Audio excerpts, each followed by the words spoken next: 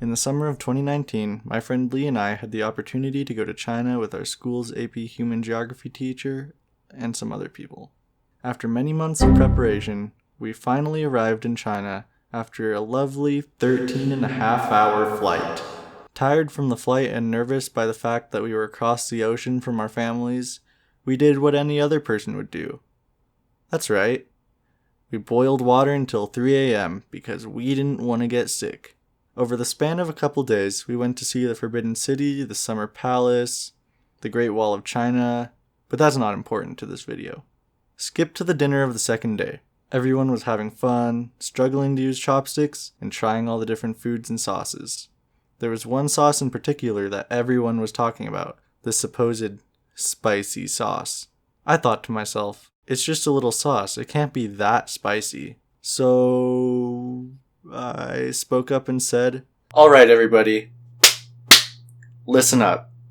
I'm gonna drink that spicy sauce." A little background for those of you who don't know me personally. I take pride in not feeling the spiciness of most spices, so I thought that I could chug this like an Irishman chugs his beer. Anyway, back to the story. Everyone had taken me up on this challenge, obviously. There was no going back. I poured the sauce into a dipping bowl, put it to my lips, and freaking downed that sauce. Everyone stared at me in awe. I had done it. I just drank a whole cup of spicy sauce. I was a hero. Then the spice kicked in. It was as if the fires of hell were summoned into my mouth and forced down my throat. I quietly sat down and tried my hardest to keep a straight face, ignoring the fact that I was beet red and dying inside. Looking back on it, I think combining the stress of being in another country, the new diet, and the liquid hell that was running through my veins was what caused me to get sick. But what do I know? I'm not a doctor.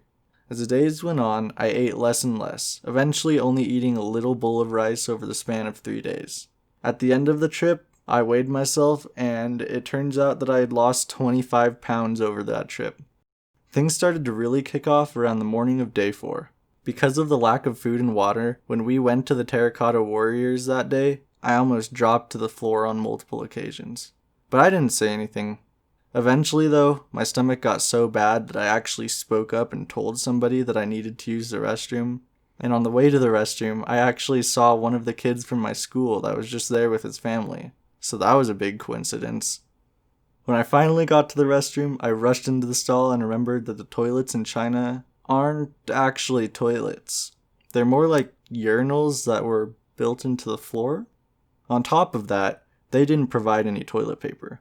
There was no way I was going to unleash my explosive diarrhea while standing over a slot in the ground without toilet paper. So I held it until I got back to the hotel. Many more days were spent just like this one, me being extremely sick and not eating or drinking very much at all. But even all my experiences in China didn't amount up to the sheer pain and willpower it took to hike up Moon Hill. Imagine trying to keep up with your friends running upstairs for 20 minutes in the heat and humidity of China, all while you have a headache and also have to constantly hold in explosive diarrhea. Yeah, I don't really know what else to say about that, besides it was obviously one of the hardest things I've done in my life. But they had very good dumplings at the beginning of the hike. Even though a lot of my China trip was spent being miserable, looking back on it all of it was worth it. I got a once-in-a-lifetime experience to see the culture and amazing scenery in China. Thank you to my AP Human Geography teacher for inviting me. Also thanks to those of you who are watching this video right now. If you aren't subscribed, then what are you doing? Go ahead and click that little red button down there and sign your soul to be mine. If you aren't subscribed, then you won't be subscribed to me, and we all know that that is not good. So do it. And I will see you all next time. Bye.